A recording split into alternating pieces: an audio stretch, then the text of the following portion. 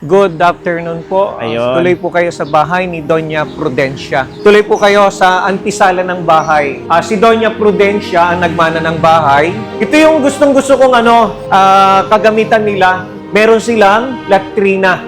May yung arinola. Yung tayutay, kapag daw ipinanganak ang mayaman, ang sabi nila, ipinanganak ang may gintong kutsara. Pero ang nakakapagpatubog lang sa ginto ay syempre yung may kaya sa buhay. Ang San Pablo City ay matatagpuan sa lalawigan ng Laguna. Ito ay isa sa mga kilalang lungsod sa rehiyon ng Calabarzon na tanyag sa taglay nitong likas na yaman at kagandahan. Kilala rin ito bilang City of Seven Lakes dahil sa 7 lawa na matatagpuan dito, tulad ng Sampaloc Lake, Bunot Lake at Palakpakin Lake.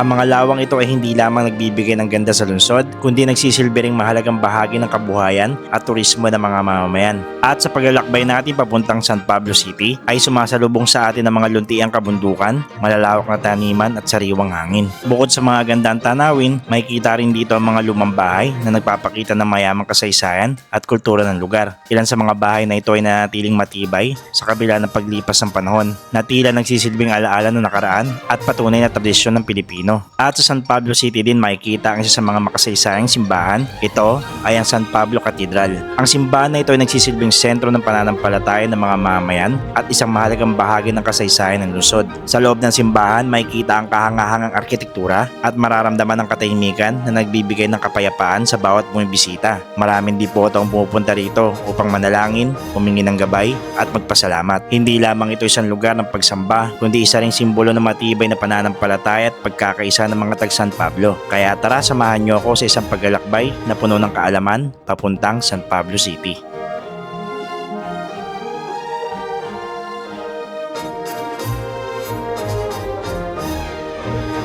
Welcome back po muli sa ating YouTube channel at nandito pa rin tayo sa may San Pablo Church. At napuntahan na po natin ang San Pablo Church at nalaman natin ang mga kasaysayan. So meron po tayong pupuntahan dito na isang ancestral house na malapit lang po dito sa may San Pablo Church. Kung pupuntahan po natin, ito pong Doña Prudencia Pule Ancestral House na 10 minutes lang po yun simula dito sa may simbahan ng San Pablo. So tara, samahan niyo ako. Alamin natin ang mga istoryang nakapaloob dito po sa may ancestral house ng Doña Prudencia Pule. So tara. At ang sabi dito ni Google is meron na lang po tayong 10 minuto para makapunta po doon mismo sa may ancestral house. Yan, nandito tayo sa may rotonda nila, makikita ninyo. Yan, ang ganda ng rotonda nila dito, mabilis yung flow ng traffic. Paikot lang siya. Tapos makikita natin yung simbahan doon sa may likod, simbahan ng San Pablo. So para sa mga hindi pa nakapanood ng episode natin doon sa may simbahan ng San Pablo, ilalagay ko dyan sa may description kung saan nyo mapapanood. At napakarami natin nalaman doon ng mga istorya ng simbahan. At marami pa lang pinagdaanan ng simbahan hanggang sa nasira siya, hanggang sa ni-restore. Yun yung mga natutunan natin doon. So time check tayo ngayon guys, 1:15 na ng tanghali. Sa right side natin guys, SM San Pablo. So madadaanan nyo pala dito yung SM San Pablo pagka nagpunta kayo. After ng SM San Pablo, ayun na yung ating pakay dito. Ito na sa gawing kaliwa natin guys, ito na yung ancestral house. Sa left side siya. So dito, papasok tayo dito. Mismong eskwelahan pala siya. Eskwelahan siya ng Prudencia D. Pule Memorial National High School. Ito lang yung ancestral house.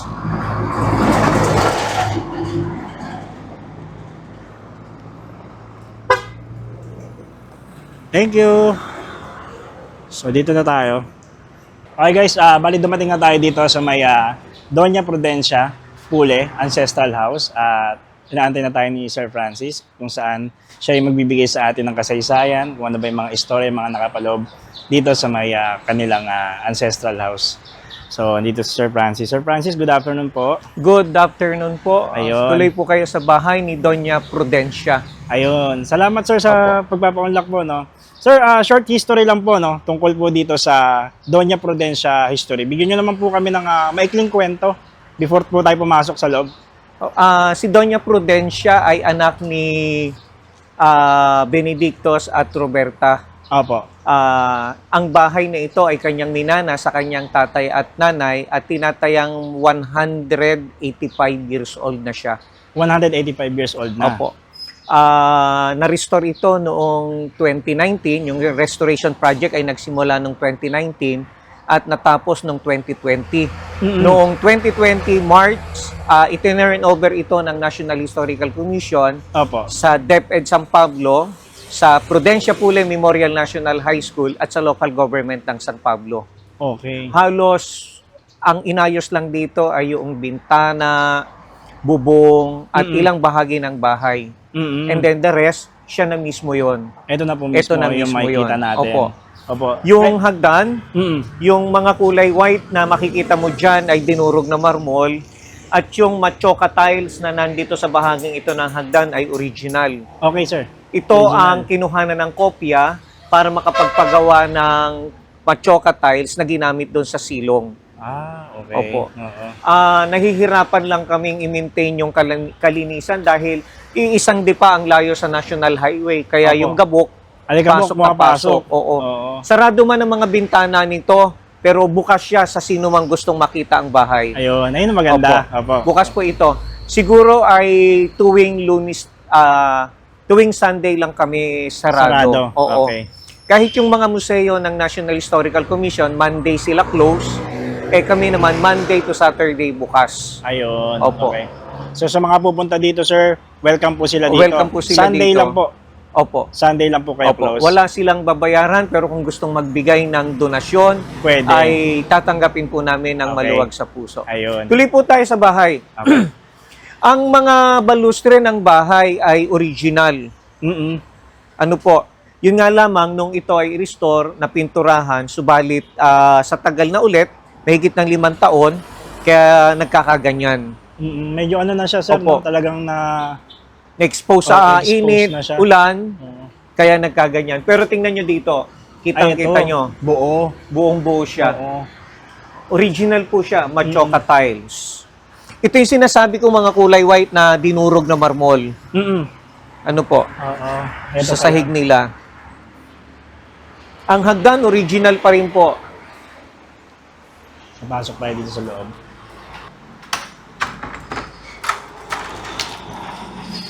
Tuloy po kayo sa antisala ng bahay. Antisala. Ito po, Ito po yung antisala ng bahay. Yung kanilang lalagyan ng bastonero, Okay. mesa altar, tapos ito po yung kanilang galyanera. Galyanera. Opo. Mula doon sa yung upuang ito, yung ilalim daw po nito ay lalagyan ng manok noong unang panahon, Lalagyan sabi ng nila. Ginagamit nila ito halimbawa, hindi naman siya alagaan ng manok sa loob ng bahay. Kundi halimbawa ay may mga bisita na May dalang manok, dyan mo Diyan na ilalagay. ilalagay. Ang Ano po? ilalim. Pagkatapos po ng antisala, ito po yung kanilang sala mayor. Sala Mayor. Ibig sabihin, dito po sila kumakain. Doon po ang kainan nila sa komedor. Komedor. Ito po yung sala mayor nila. Meron silang kapiya, yung upuan na mahaba. Ito yung kanilang kuna. Crib, kumbaga sa atin ngayon. Opo. Kako, ang liliit ng bata noong unang panahon. Oo nga, no? Kasi tapos, ito yung harang na nilalagay nila para yung bata ay wag mahulog. Malaglag. Opo. Ang galing, Ngayon lang ako nakakita. Kuna. Isod na lang po muna natin dyan. And then, ito yung kanilang round table. Ito yung sinasabi ko sa inyo, parang ang gabok. Kasi, tabing-tabi kami ng National Highway. Opo, ito yung highway Opo, nila, guys, National Highway na kaagad siya. Kaya yung mga Opo. tractors, yung mga alikabok, pumapasok. Pumapasok. Ito yung kanilang si Doña Prudencia ang nagmana ng bahay. Ito po. Sa kanya nakapangalan itong paaralan. Okay. Tapos, sa mga magkakapatid, siya lang yung nahanapan namin ng litrato. Si Marcelino, kapatid niya ito. Tapos, si Doña Eusebia at Jose Pule, mga anak ni Marcelino Pule. Tapos, si Jose Pule, Ang anak niya ay si Artemio Pule. Parang 3 generation siya. Okay. Ngayon, si Eusebia Pule ay paboritong pamangkin ni Doña Prudencia. Siya ang asawa nung may White House doon sa bayan. Puli Malbar. Pule Malbar. Ayun. Ancestral Yung lang. Pule ay sa kanya. Sa kanya po mismo. Opo. Eusebia Pule. Okay. Dapat yun, Malbar Pule. Magpinsan po pala sila. Hindi. Tiyahin. Tsahin. Ito ang tatay niya. Okay. Si Pule, Eusebia, at saka si Dr. Potenciano Malbar, yung may White House, Opo.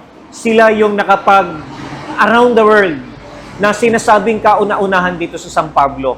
Oo. Nasa libro yan ng isang local historians, page 91, last Ay, ibig paragraph. sabihin na itala. Naitala po yun. siya. Opo. Juan Hernandez. Tapos, ito yung gustong-gusto kong kagamitan nila, upuan. Ito daw upuan na ito ay ginagamit lang ng may-ari kapag nanonood ng prosesyon. Dito po sa may Oo. labas, ano? Pag nakaupo sa tabing ito ng bintana at nanonood ng prosesyon. Oo. Ibig sabihin, yun lang ang gamit talaga nito. Processional chair ang tawag. Ibig sabihin, Sir Francis, original po yan? Original din po ito. Oo. Opo. Tapos yung butaka, ang butaka ay hindi lang basta upuan, Opo. kundi dyan din nanganganak yung mga kababaihan nung una. Ay, dito po. Opo. Meron din siyang ventilasyon na pag ganitong nagsisimula na ang summer, ay binubuksan nila para yung hangin ay lampasan. Ventanilla. Ventanilla Oo. para sa ventilasyon Oo. Ang galing ng bahay. dito ako namangha kasi Opo. yung ano niya. Sa ibang lumang bahay na ganito, walang ganyan. Opo, walang ganyan. Opo. Oo. Ang galing, ano? Opo. Tapos nandito lang, nakadungaw lang. Nakadungaw siya dyan, nakaupo Oo. dyan, habang may mga prosesyon. Posisyon, ano? Opo. Napakalapit namin sa National Highway. Opo. Kaya ang kalinisan, yung gabok ay talagang napakahirap Pero sir, na-preserve siya, no? na pinipreserve po talaga namin. Oo. Tapos ito po yung kanilang kwarto. Kwarto nila. Kwarto po. Kalimitan ang nasa kwarto ay yung mag-asawa or yung mga babae lamang. Ay, babae. Mga Opo, tito na lang. anak. Ngayon, yung mga lalaking anak, naglalatag ng banig dyan sa Sala Mayor. Dito po sa may Opo. labas. Okay. Dyan lang So, po ibig sabihin, sila. bawal ang mga lalaki dito. Noon, kalimitan, babae lang talaga ang nangungwarto. O kaya yung mag-asawa. Ito yung kanilang cabinet. Kung mapapansin kayo, walang unan na nakapatas or kumot Opo. sa headboard o malapit sa headboard ng kama kasi nakalagay sa almaryo. Almaryo ang Ang tawag. patasan ng unan at kumot ay tinatawag na almaryo. Ito po, kaya nandito Opo. yung mga unan. Tapos, okay. dahil kwarto nga ng babae or mag-asawa, meron silang China dresser. China dresser po ang tawag. Opo, yung lagayan ng mga kulurete. Tapos, meron silang latrina. May Latrina. yung arinola. Ayun. Opo, May arinola. may arinola. Oo nga, no? Ayan, no? And then, yung sa kanilang edukasyon o pag-aaral, meron silang escritorio. Tapos ay nandyan yung ilang mga gamit sa pag-aaral tulad ng yung gamit nilang ink, at saka mga pluma, at Oo. iba pa. Ito naman ay pinadala lang dito sa amin ng Division Office, mga dating upuan ng aming mga boss Opo. or hepe sa DepEd San Pablo. Opo.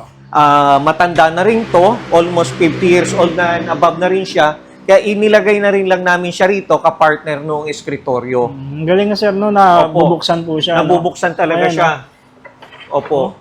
At makikita nyo yung skills ng mga Pilipino noon Ang galing, na wala tayong mga power tools at mga pampakinis ng basta-basta pero nagawa nila ng maayos. Oh, ang galing, sir, ano? Opo. Nung i-restore po ito, ang pinaka-main purpose ay gamitin namin bilang classroom. Opo.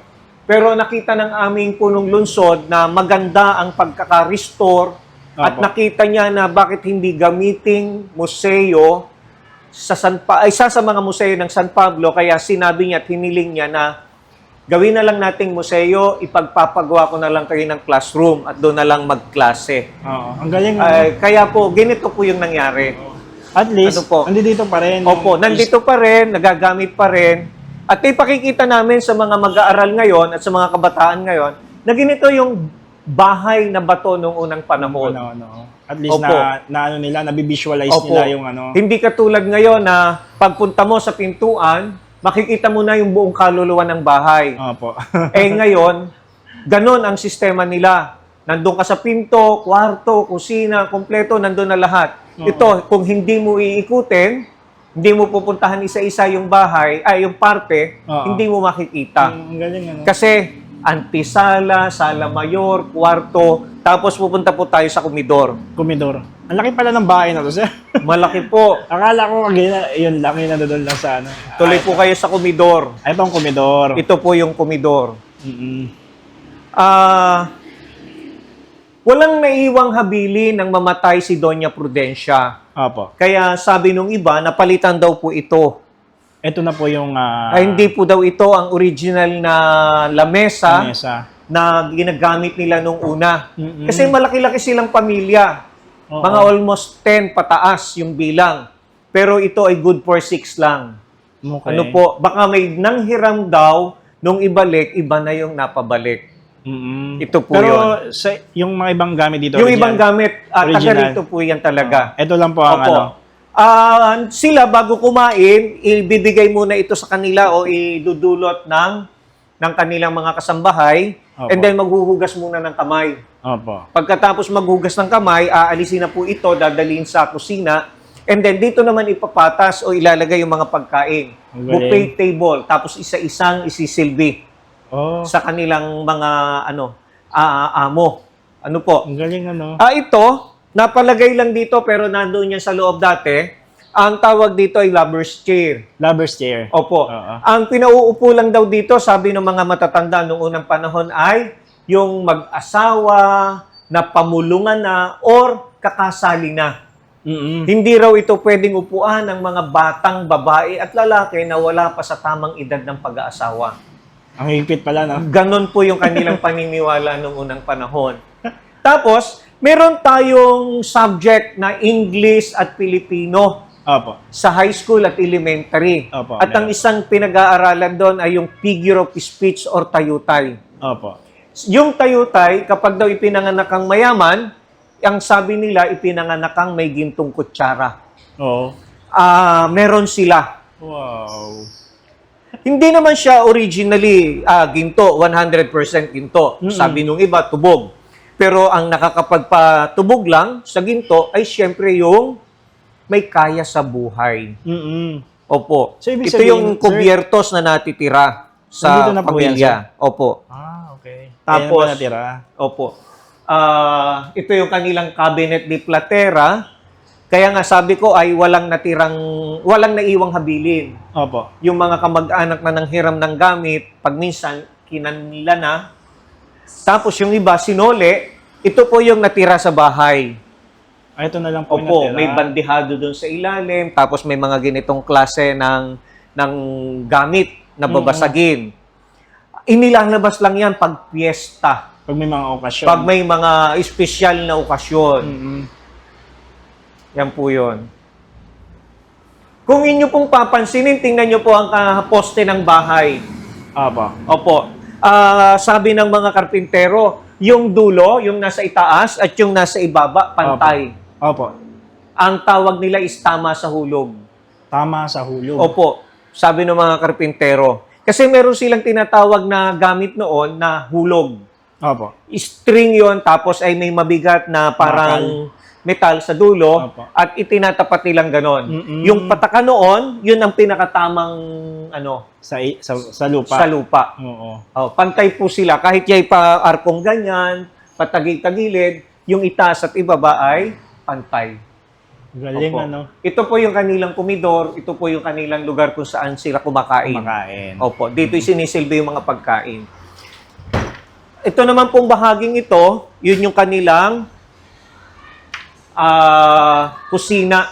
Kusina. Ito na po yung Opo. kusina. Ito po yung banggirahan nung una. Mm-mm.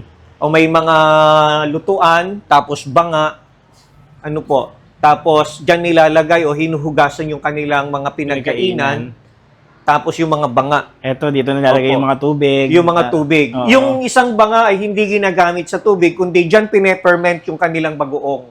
Ay, yung bagoong. Opo. Oo. Yung isda at asin lamang inilalagay Oo, diyan. ang galing ano. Doon po ipineferment. So yun guys, nakita ninyo. Opo. Sir, ito talaga original po ito. Lahat po yan ay original. Wow. Talagang na-preserve, oh.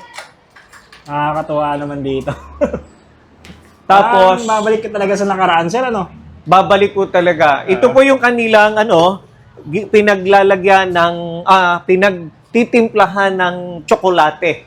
Ito po. Ngayon may mga instant na tulad noong Milo, Ovaltine. Apa. Noong una, yung tableya na galing sa bunga ng kakao Opo. na patutuyuin, tapos isasanga, gigilingin, tapos gagawing bilog-bilog na ganyan, ang tawag doon tableya. Yung tableya na yon, yun ang yayadyarin, lalagyan ng mainit na tubig, asukal, tapos hahaluin ng batirol, yun yung kanilang tsokolate. Okay. Opo. Dito pala yun. Diyan po ginagawa yun. Ang galing, Then, ano? sineserve tuwing umaga kasama ng suman. Wow. Opo. Sa ibang lugar ay lihiya, ang tawag suman sa lihiya na mayroon namang parang malabnaw na matamis na bao. Opo. Pero dito sa amin ay tsokolate. Tsokolate. Opo. Oo. Ang galing. Dito po sa huling bahagi, sa likod na parte, ito yung papunta po doon sa kanilang kasilyas. Kasilyas. Yung dulo po ay hindi lang naibalik yung kasilyas. Ano ibig sabihin po ng kasilyas? CR sir? po, comfort CR. room. Okay, CR. Hindi na alam yata yun ng mga bata ngayon Opo. kung ano yung kasilyas. Comfort room. Yung comfort room na yon ay walang balon. Opo. Pag dumi nyo, papatak ang dumi sa lupa, pero hindi naman kailangan mag-alala dahil magtatakbuhan yung mga baboy na Tagalog na alpas, uumbangin yon. At yun ang handa sa piyesta or Pasko, bagong taon. Pwede natin mapasyalan, Pwede sir? po. Hindi na lang naibalik, pero yung dulo nito, yun yung kasilyas nila nung time na yon. Ito na yung pinakadulo. Opo, ito na Oo. yung pinakadulo. As nilagyan na lang ng harang Opo, dito. hinarangan na lang Oo. dahil hindi na po nila naibalik yung dulo dahil cover court na po ng paaralan. Oo. So talagang tinabi talaga siya sa eskwelahan po, no? Ang lupang ito ay dati bahagi ng elementary school. Opo. Prudencia Pule Elementary School. Sa kagalingan ng aming dating punong lungsod, Mayor Vicente Amante, Okay. nakita niya ang lugar na ito na pwedeng gawing high school or ngayon ay junior high school para sa mga taga Barangay San Nicolas, Opo. Santa Monica, Santa Veronica, San Crispin, San Roque at mga karatig pa. Kahit taga Alaminos ang karatig bayan. So ito na, dito Opo, natin kaya yung... unti-unti niya itong dinevelop at ginawang eskwelahan. Ang galing, ano? Kaya malaki ang pasasalamat namin kay Mayor Vicente Amante para doon sa kanyang programa na yon. Oo. Mataas ang pagpapahalaga niya sa edukasyon Oo. dahil sabi niya, nung kabataan niya, gustong-gusto niyang makapag-aral pero dahil sa kahirapan ng buhay, Hindi siya, ano? hindi niya natapos Oo. ang pag-aaral. Yun. At tumayo siyang ama at katulong ng kanyang mga magulang sa pagpapalaki ng kanyang mga kapatid. Grabe, sir, no? Talagang dito makikita mo yung mga... yung ano ng bahay. Talagang Ito nga impact pala ay dagdag daw na bahagi ng bahay noong mga taong 1930s. Ito po. Itong simento na ito. Ito po, semento na to. Oo. Siya ay dati daw ay wala yan noong ginawa ito.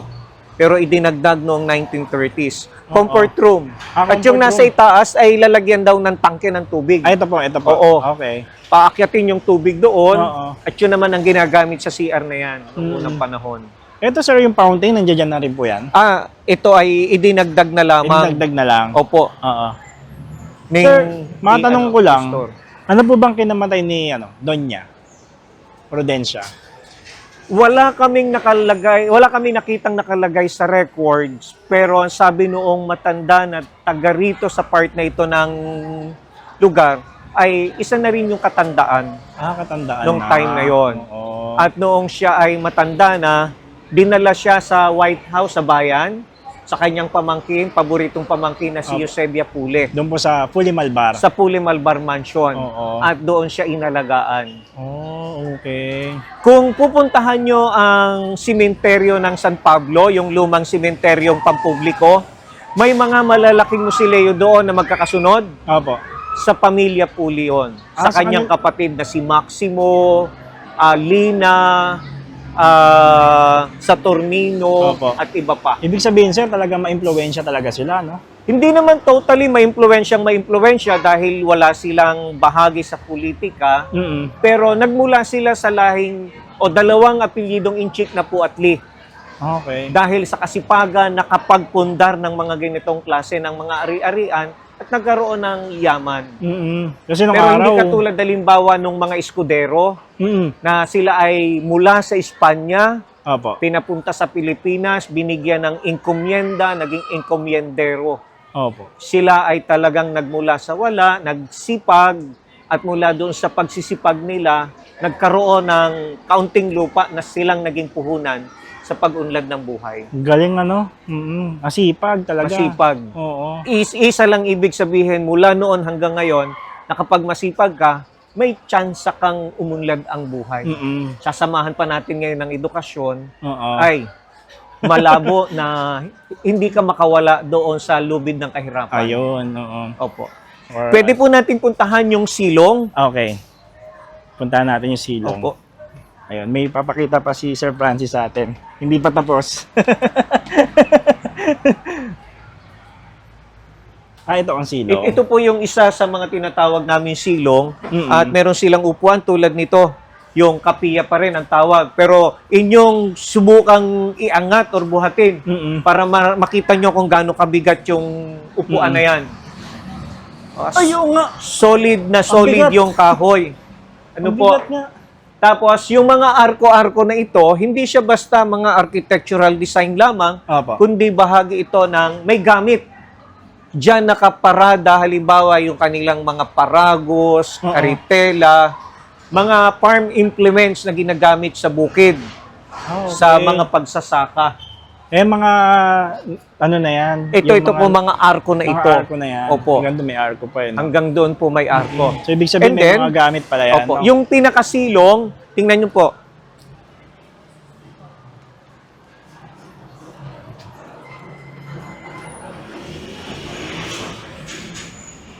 Ito ng pinakasilong. Ito po yung pinakasilong ng bahay. Ito po yung dalawa lamang sa mga pahina ng deed of donation ng mga pamangkin ni Doña Prudencia. Nang ito po ay ibigay nila sa pamahalaang lokal ng San Pablo. Pero sa kondisyon na gagamitin lamang po ito sa edukasyon. Okay. Tapos nilagay din po nila kung ano yung gusto nilang maging pangalan ng paaralan. Ang galing ano. Opo. Talagang naghabilin sila na Opo. Tapos para saan. ito yung isa sa mga anting-anting ng mga taga San Pablo. Noong unang panahon ay naniniwala tayo sa mga anting-anting kaya Oo nga sir, no? opo, nilagay po namin dyan. May mga ano siya, may mga nakalagay. Opo. May mga sulat Latin. Oo. Opo. Sa ibang mga museo, makikita rin po natin yung mga ganitong klase ng anting-anting at Opo. marami pang iba. Mm-mm. Ito po yung larawan ng bahay ni Doña Prudencia bago ang restoration project Mm-mm. ng Ito National po. Historical Commission. Mm-mm. Luma na rin talaga, ano po. Luma na rin po talaga. Ito yung kanilang lumang upuan din, Ito. tinatawag naming ambassador chair. Tamang-tama na ipa-customize ng pamilya yung itsura. Ang San Pablo po ay kilala rin sa produktong agricultural na niyog. Opo. At kitang-kita nyo sa disenyo ng upuan, Oo. yung puno ng nyog, Nyog. bahay kubo, tapos yung mga tanim o halaman. Ang Yung galing, pong nasa no? tapat na elementary, Opo. sa kabilang kalsada ay kanya rin pag-aari. Yun po ay pinangalanan din namang Prudencia Pule Elementary School. Ayun ang elementary. Elementary School. Okay. Ito pong amin ay Prudencia Pule Memorial National High School. National High School yun Opo. dito pala. Ang lugar na ito po ay naging taguan ni General Miguel Malvar nung panahong hinahabol na siya ng mga Amerikano. Oo. Kaya pala Nung meron siyang sumiklab dito. na ang Filipino-American War Oo. nung time na yon. Galing. Ang bodegang ito noong unang panahon ay lalagyan ng mga aning palay mula doon sa kabilang lote. Yun dito sa may elementary. Opo. Yung palayan na yon ay walang irigasyon. Opo. Ang tawag nila doon ay palayang katihan. Palayang katihan. Katihan. Tinatanim lang nila ang palay sa panahon ng rainy season. Okay. At yung ulan ang nagiging patubig doon sa palayan. Para... Pag tapos na yung ulan, tapos na rin yung harvest, nakatiwangwang na lang muna yung iba, yung palayan, at tinataniman nila ng ibang mga gulayin. Oo. Ganun Galing, po noong unang panahon. Ginagamit namin siya ngayon as classroom, Opo. audiovisual room, Opo. conference Etong, room, kaya may mga lamesa, may Mm-mm. mga upuan, at ginagamit na faculty room ng tinatawag naming mga pre-service Oo. teachers, yung mga nag-aaral para maging guro. Kaya may mga ganyan pala silang may gamit mga- ngayon. Opo, may mga ano dito, no? Opo. Mga bag. Yan. Ang galing, ano? Talagang na-maximize po yung ano? Yung Opo. lugar. Yung Talagang bahay. pinagplanuhan po kung ano yung mga pwedeng gawin namin sa lugar na ito Mm-mm. para mapakinabangan pa.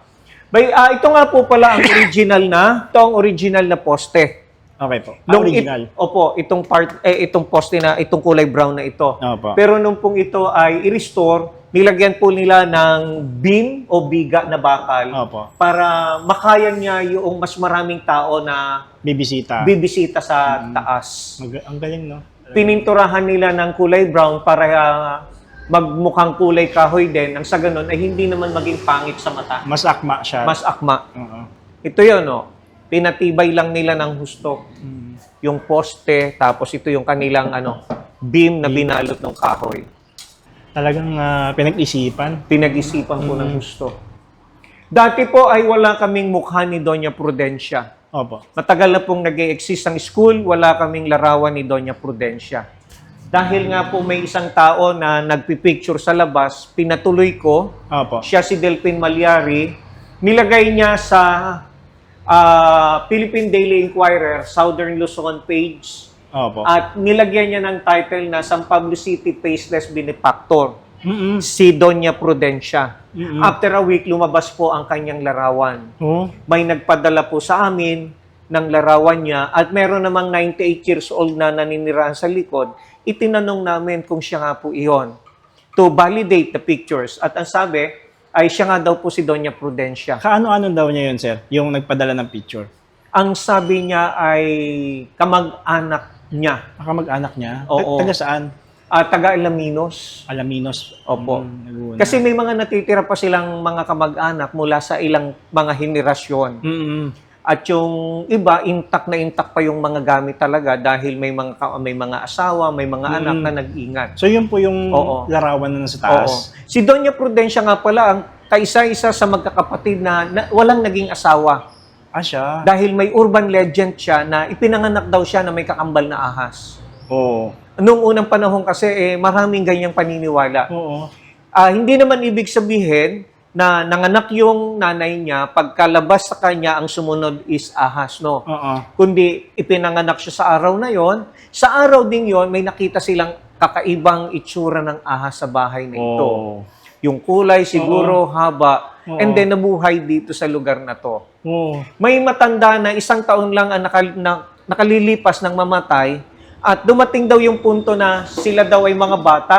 Opo. Sa San Pablo ay wala pang kuryente. Nakikita nila sa bubong ng bahay nila na yung mata ay parang bumbilya yung bumbilya Opo. na nagiilaw sa gabi. Kasi Opo. ganong kaliwanag daw yung mata.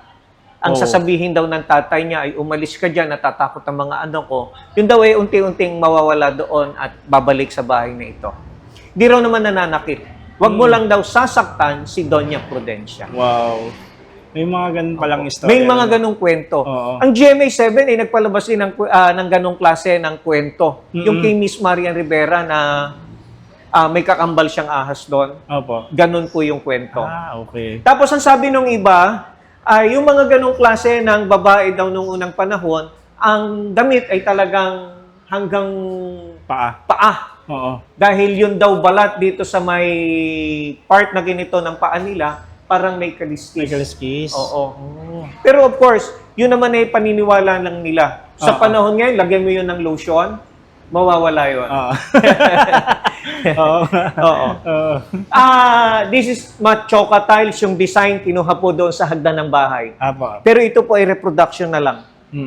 Reproduction Opo. na naman. Kasi bodega ito. Nung una, 3 hakbang pababa, 3 baitang pababa ang lugar na to. Pero nakikita nyo po, mas mataas na yung elevasyon ng lupa sa labas. Opo. Pagka ganon, may tendency yan ang tubig baha, Papasok tubig po dito. ulan, pumasok. Pag pumasok, makakasira sa pundasyon ng bahay. Kaya minabuti po nung ito ay i-restore na pataasin ng kaunti ang sahig. Ano po? Yun po yun. So yun pala, no? Nakakatuwa talaga yung mga kwento.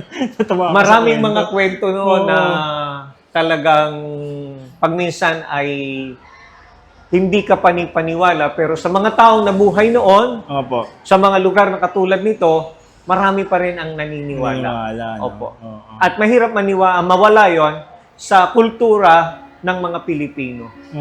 Opo. Galing. Sa mga may hilig po at may interes sa mga lumang bahay, tulad ng lumang bahay na bato ni Doña Prudencia na matatagpuan po sa Prudencia Pule Memorial National High School, Barangay San Nicolas, San Pablo City, inaanyayahan ko po kayo na bumisita at dumalaw sa bahay na ito para makita nyo po kung ano yung ating pinagmulan at ano yung kulturang meron tayo. Sarado man po ang bintana nito, hindi po ibig sabihin na sarado po yung bahay. Sarado po yung bintana dahil pinangangalagaan lang po namin sa pagpasok ng mga gabok o alikabok mula sa tabi ng highway. Oo. Pero kung kayo po ay magsasadya at gustong makita, magpunta lang po kayo sa paaralan, hanapin niyo po ako or kung sino man po ang staff namin dito at kayo po ay patutuloyin. Ayun. Ano po? Sir Francis, maraming salamat po, no? It's been a long time, but I remember it well. Just like the photo we keep on the shelf. Oh, we were young. Oh, we were young. Now 10 years have passed and we're still locked in time. I don't take for granted the years that go by. Started with a gaze, here we remain. All of the moments collected in time, perfectly bound like your hand fits in mine. Lucky to find what we're both looking for in this life. My heart is aching